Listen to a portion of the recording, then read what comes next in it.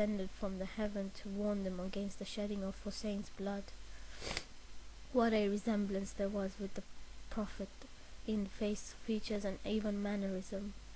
Even the voice was of Muhammad. But on second thoughts they realized that this was Ali Akbar, the son of Hussein, about whose close resemblance with the Prophet people were talking so much about. Seeing the effects which Ali Akbar's address had produced on his soldiers, Umar ibn Saad exhorted them to challenge him to single combat.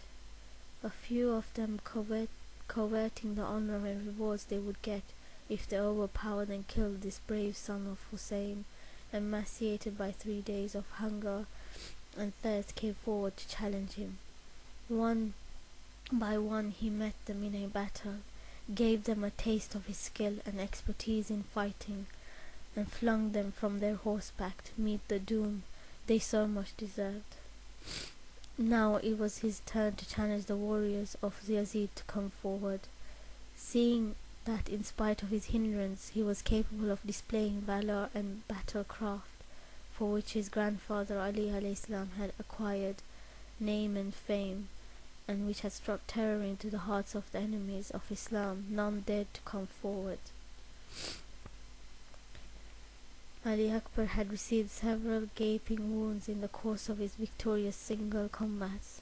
He was fast losing blood, and the effect of his thirst was getting too much. With every second that was passing, he realized that the treacherous enemies would attack him en masse. An irresistible urge to see his dear ones for the last time seized him, and he turned his horse towards his camp. He found his father standing at the doorstep of the tent, and the aunt standing inside the tent. Hussein had been watching the battle of this thirsty youth, and the ladies were watching his face. They knew that if any calamity befell Ali Akbar, Hussein's expression would indicate it. Ali Akbar was now facing his aged father and his loving aunt. With an exclamation of joy and relief, they clung to him. Hussein lovingly embraced his son, saying, "My brave son,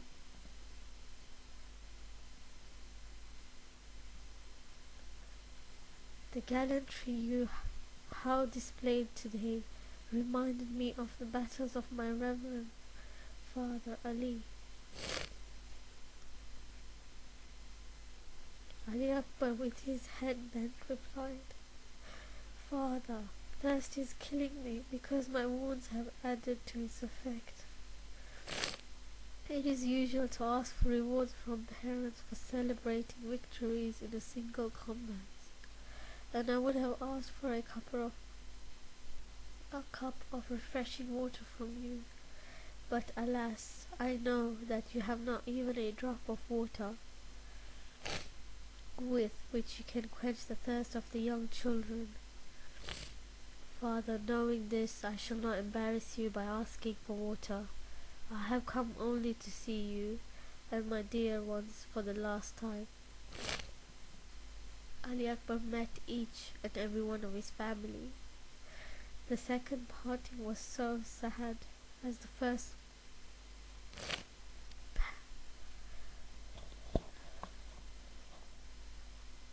With one hand on his heart, he struggled to his feet.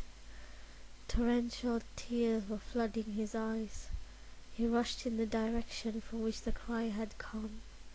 It seemed as if Imam Hussein's strength had ebbed away on hearing the fateful cry of his dearest son, for he was falling at every few steps. He was sobbing, "Akbar, give me another shout so that I can follow its direction. Akbar, my sight is gone with the shock I have received, and there is nobody to guide me to where you lie." Now Hussein was stumbling on his way onwards. The distance seemed interminable, but at last Hussein reached where Akbar was lying in a pool of his own blood. Ah, That tragic sight. May no father have occasion to see his young under such conditions, with one hand on his chest covering a deep wound from which blood was gushing out, with his face with pain. Akbar was lying on the ground, prostrating and unconscious. With the agony he was enduring on account of the wound and the thirst he was suffering, he was digging his feet into the sand. With a cry of anguish, Hussein fell on the body of Akbar. "My son, tell me where you are hurt. Tell me who has wounded you in the chest. Why don't you say something? My Akbar, I have come in response to your call. Say one word to me, Akbar." Seeing that Akbar was lying there,